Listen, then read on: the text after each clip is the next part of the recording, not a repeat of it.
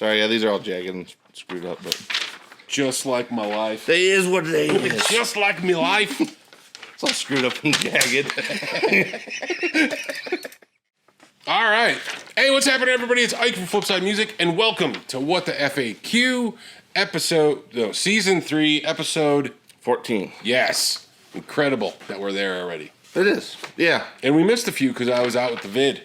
Right. The vid. Yeah. I was out with the vid.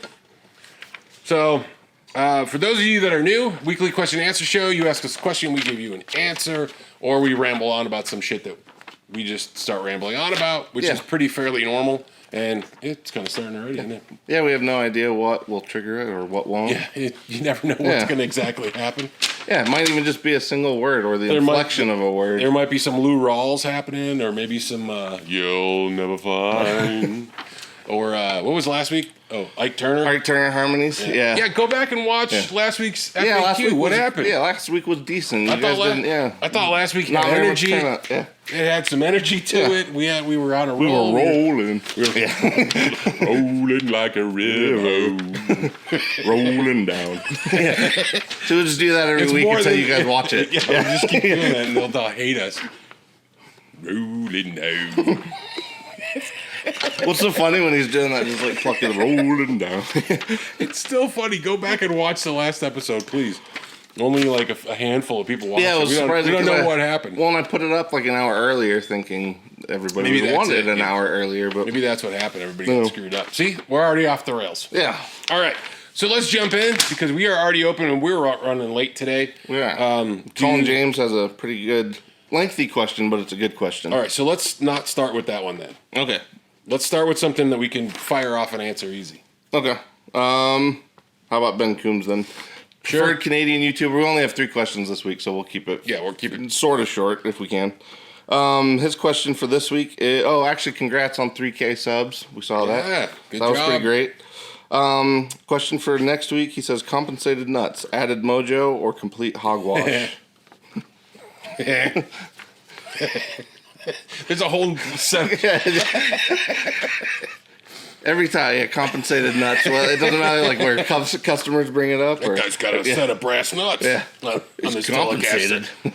Those are compensated brass nuts. He does speak his mind. He really does. I actually don't. I'm sorry. I don't have that much experience with nuts, let alone compensated nuts. So compensated nuts, added mojo, or complete hogwash. I don't know. Most of my stuff, I think, is all bone nuts. It's just regular nuts. Yeah. That is one thing I definitely feel like I noticed though. The more plastic kind of nuts, I don't like those quite as much. Like there's something about those that just doesn't. No, bone always seems to do a good job. Yeah. Also, like the. Can't even get it out of your head. That's like a pre-laugh, a preconception. Don't even. How do you say it? The Graphtec pre-lubricated nuts. The lubricated nuts. I'm a fan of lubricated nuts. Sometimes a freshly shown lubricated nut will change the tone on your guitar considerably. But those are good. Yeah. Because especially if you're got a Bigsby or something like that. Or honestly, I know it sounds, I don't want to say it's bad, but I mean, Nick recommends it to a lot of people because they don't usually have great guitar maintenance. So like people that don't do their own string changes and add graphite to the nut itself, he recommends those a lot of times just because then people can be a little less, on point with their maintenance. Right. And I think they still retain some good sound quality, so you're not really getting that plasticky kind of deadness that you get. Right. Whereas a bone is a little bit better, but compensated stuff, I haven't really messed around with that too much. Yeah, I don't have anything that I have zero experience with that. I don't think I've ever even played one that was like on somebody else's guitar at this point. So, and I think a well set up guitar is gonna have the intonation. I'm assuming this is due to intonation. Yeah, I mean, I guess I feel like it's probably one of those things that probably couldn't hurt. I mean, I don't have any experience with it, so I feel, but anything that's going to lend itself to the instrument being more in tune with itself seems like a good idea. But yeah, I mean, I agree. Like if you have a good bridge that that you can move the saddles on properly, it seems like if the nut was solid the way it should be. But I guess it's one of those things where you're getting into like the micro details at that point. Right. Like even like when people start doing the the fan frets. Like yeah, I get the ideas, but at the same time, like I don't know that things have to be perfectly in tune to sound good. A lot of like old stuff doesn't. It's not perfectly in tune, or even like. When I was watching, the Billy Gibbons, the whole story with the way they did the first album was he ended up, recording it in tune, and then the producer basically grabbed the strings, kind of pulled them out of tune just a little bit, and then they played it again, and you got that cool kind of slightly off double track sound. Mm-hmm. And so it's like stuff like that. I mean, like I feel like if you use it in the right way, out of tune stuff can also be musical. It doesn't always have to be just bad, Yeah, I mean, it kind of depends on how out of tune you are. Yeah. So funny, Ben usually asks us like these simple questions, and then it always ends up leading to...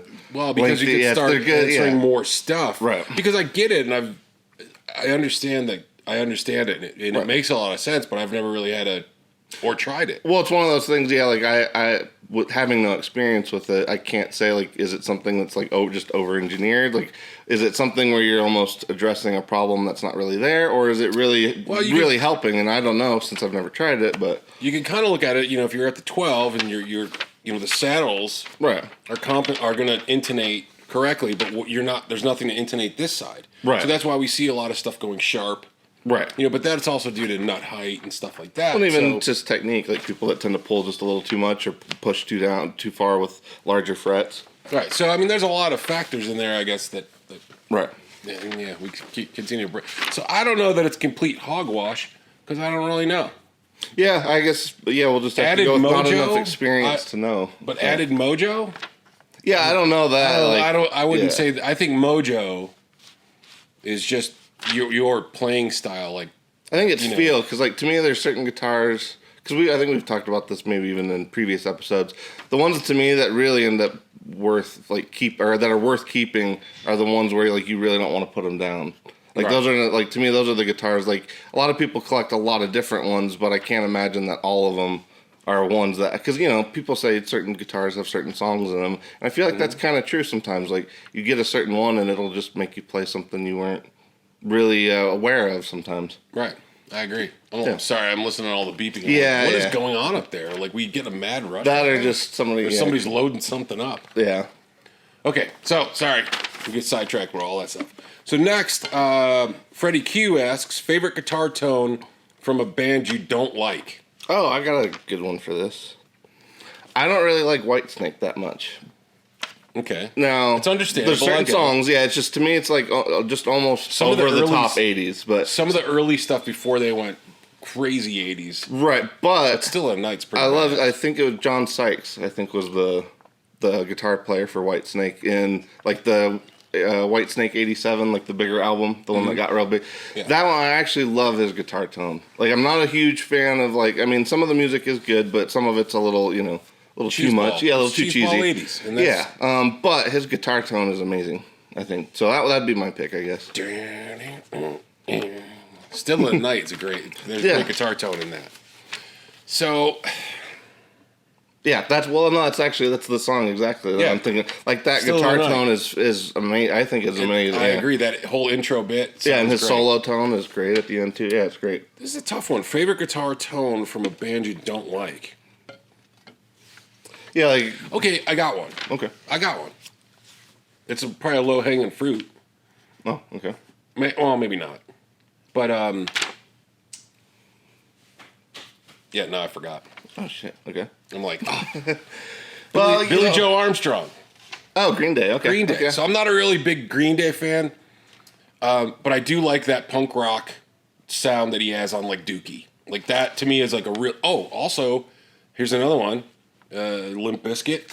Like some of that heavier guitar tones I kind of liked. Yeah, a lot of that me I think was also like the bass and guitar kind of working in tandem. Yeah. So a lot of that, like even Korn, like the heavier stuff that was going on. Yeah, like then some of that stuff I like. I don't necessarily like the band stuff. Yeah. But I mean, I would say, Green Day's kind of a good one. I like that guitar tone. I like. Are there any like blues tone. guys you like their tone, but you don't like them like that much as a as an artist. Yeah, like you don't necessarily get along with their music as much, but you really like their guitar tone, or you think they have really good guitar tone. Because honestly, even for me, I'm still just not heavily into Pink Floyd for whatever reason. Like I have bad like previous bad connections with that. Yeah. So, but I gotta say, David Gilmour. Maybe we should just get Pink Floyd The Wall.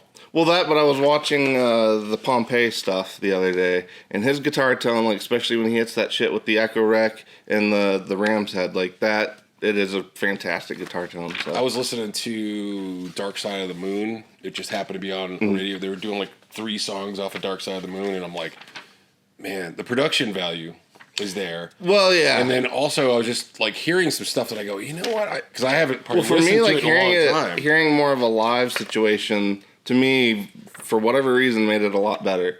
Like hearing him do it, like the real sound of it, especially with the high watts and the whole thing, like it just sounded huge, and he was doing those cool volume swells and shit, and it's like that. I see now why people get so connected to that tone, but I gotta say, like the albums for me don't do the same thing that live stuff. Maybe we got to try a couple things out. And we gotta like I said, I have bad like just these guys in high school that I just did not get along with. That was like their whole thing, and so I was like, for me, it was just a band I just didn't get into, I guess. But and I can understand that. Yeah. But there's another one. So I know a band that I kind of used to like, but I lost interest in them a long time ago. But I always liked the guitar tone. Was Motley Crue. Yeah, Mick Mars. Yeah, he's a good crushing guitar tone. Yeah. I always like Mars's tone. Yeah. But I mean, after a certain point, like it it was so 80s and so cheeseball. Yeah. That it was, like girls. That is a great tone. Well, I can't listen to that damn song. It's funny you mention that, because I mean I think it was Bob Rock that did the whole Dr. Feelgood, but I think he was also the one for Whitesnake '87. I might be wrong on that one. I might be wrong, really but that bigger, because I mean those are 2 bands that really did illustrate that huge '80s guitar tone. Mm-hmm. I mean, I liked Motley Crue, like with Too Fast for Love, like the stuff early on, even with the shrilly voice of Vince Neil. Yeah, I still like that older stuff, but when they like Girls, that's got a great guitar riff and everything. But I just can't, like I said, I'm of the '80s, and I just don't look back on it with the same level of nostalgia. Was the album other dudes do? The older one, Livewire, was that the album? Yeah, Livewire is a great one. That album, yeah, like I really do like that one, because that one's a little more just straight kind of rock and roll. Yeah. The rest of it, yeah, I agree. Like again, it fell into that '80s formula kind of stuff, which is not so great, but all right. Anyway, okay, so we're going crazy out here. All right, let's wrap it up with the last one. What could be people coming in and exiting too? That's true. I just think there's like 700 people in the front of the. Well, honestly, like yesterday was weird. We were kind of like dead, and then like 1 million people showed up. We kind of went gangbusters at the end. All right. So Colin James asks favorite musician who's transitioned into acting, and he's saying someone that's not done just like a couple roles, but like a legitimate actor. And then he's saying conversely, favorite actor who is also a musician. For this one, I'm gonna have to go Marky Mark. I was gonna go Most Def. Okay, yeah. There you go. Actually, that's what the world really needs is Most Def and Marky Mark than making a movie and an album at the same time. Yeah, I mean I was almost thinking J-Lo. Yeah. Well, I mean it doesn't. Musician. No, I know. I'm sure Colin like probably has like a really good, because I feel like he usually has. He's got a really good pick for this. He's deep into pop culture. Yeah. Whereas. Ooh. There was some snow, and I wonder if that was caught on the mic. There's some snow falling off the roof. Yeah, this place is dangerous. Yeah. So there's a couple like Most Def is I enjoy. Yeah, no, he's actually he was great, and he was probably, other than the guy that did like the Howlin' Wolf bits and what was it, Cadillac Records or yeah. That was the movie was kind of iffy at times, but I actually really liked his take on Chuck Berry. Like he did that pretty solid. Yeah, and I was gonna say going the other way, like favorite actor who is also a musician. Jake, I had a harder time with this one. Jake and I, because he was reading over some of the questions this morning. Jeff Bridges was a good pick. Like he pointed that one out, and I was like, that is a good pick. I didn't think about that. So yeah, I'll have to go Jeff Bridges on that one. But see, I don't know that I know enough actors. I'm not good at this question. Familiar with their music. I mean, I would say I know Johnny Depp plays guitar. Right. And I always liked Johnny Depp's film work. Mm-hmm. I know he's not in the greatest light right now, apparently. Oh, I didn't know. I don't know. That, yeah. I think he got into some bullshit. But I don't follow Hollywood stuff so much at all because I really just don't give a shit. Yeah. But yeah, I mean, I've always liked his work as an actor. I don't really know what with Hollywood Vampires and some of his other stuff. I don't really know if he's worth the shit as a guitar player. Well, and like to me, like too, I don't know too. Like if is Colin gonna go for like an older generation, like a Dean Martin kind of thing, or any? But to me, like those guys. If that was the case, yeah, because I was gonna say those guys. Sinatra would fit, right? Because I was gonna say those guys blend. To me, that whole time period blends. But you were an actor, a dancer, a singer, right? And some of them were better at it than guys. others, for sure. Yeah, kind of triple threat type. Folks. Yeah, but in terms of like in today's world, yeah, I'm not. I'm not. The whole cast from Hee Haw. Yeah. Buck Owens, come on, man. Buck Owens. I'll go the Beach Boys for their amazing roles in the backgrounds of Elvis. Movies. Yeah. We could go on and on probably if we start really thinking about it. You know me, I'm reading the. Well, there's one movie I can't remember which one it is that Elvis is in, and he is literally like a background prop. Oh, Frankie and what's her nuts? Frankie Avalon and the Mickey Mouse chick, girl. Sorry, I could say Mickey Mouse. Yeah. Frankie Avalon, and why can't I think of her name? I don't know. I can visualize them. Yeah. I just can't think of it. But those are like super old school. Yeah. Like 60s. Yeah. And people will say it. I'm sure they'll tell us who. Man, we got just like loads of snow falling off. Well, it's a little warmer today. Yeah, this is a great question that I feel like really unequipped to answer. Is it Frankie Avalon and Annette Funicello? Sure. She's one of my people. Oh, okay. There you go. Okay. So, I think so. I don't know. Me neither. Yeah, like I said, this is a great question, but I feel like I'm not very. This is one of those questions that we should have we should just have like a podcasty thing where we like a full-on discussion like on this hour one. and bullshit about this stuff, drink a beer. Yeah, we'll have to revisit this one. This one's a good. This one's a good one, Colin. We'll have to. We got to start keeping some of these questions that I think would be good for something like that. Because once we get into the new space, we may be able to do something like that. Right. Yeah, especially because we were even talking at one point of doing like even some stuff with Alex from Rups and like doing some of doing more of a group podcast like on a discussion like that would be interesting because I'm sure there's a lot of people that would be brought up that you and I would not really be super aware of. Even thinking about. Right. I mean, but I think that covers it, right? Yeah, I think so. Yeah, that was a great question. We'll definitely have to revisit that one though. Yeah, we'll have to explore that one a little bit more because that way we could start Googling like who does what, or we could just start thinking about it a little bit more heavier and figure out who's doing what. So yeah, because I mean, it's to me, I guess it's one of those things too. I guess I'm not entirely sure with some of them if they were like musicians first and then actors, because like I'm not always that. I mean, even for like my age group range, I was not very aware of what was going on culture-wise. I was always kind of in a different time. So to me, like being aware of like when one became the other is a harder thing for me. But like I think the Jeff Bridges one that Jake brought up, like I think that was a good one for like the opposite because he honestly sounds really great in that, like in the movie and in the albums he's made. So I think that was a good one.